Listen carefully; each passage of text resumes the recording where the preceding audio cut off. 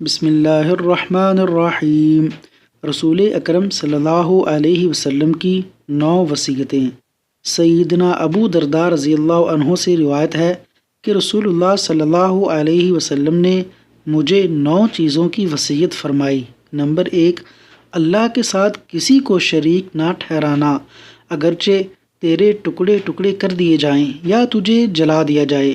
Number 2، فرض نماز جان بوجھ کر ہرگز نہ چھوڑنا، جس نے فرض نماز قصداً چھوڑی اللہ کا ذمہ اس سے بری ہے۔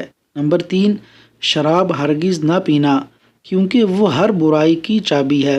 نمبر 4، والدین کی اطاعت کرنا، اگر وہ تجھے حکم دیں کہ تو اپنی دنیا یعنی دنیا کے مال سے نکل جا تو ان کی خاطر نکل جانا۔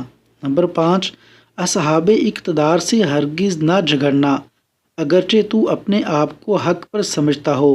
نمبر 6، میدان جنگ سے نہ بھاگنا، خواہ تو ہلاک ہو جائے اور تیرے ساتھی بھاگ جائیں۔ نمبر 7، خوشحالی میں اپنے اہل و عیال پر خرچ کرو۔ نمبر 8، اور اپنے گھر والوں سے ہر وقت لاٹھی اٹھا کر نہ رکھو۔ نمبر 9، اور انہیں اللہ عز و جل سے ڈراتے رہو۔ مسند احمد جلد 5 حدیث نمبر 238۔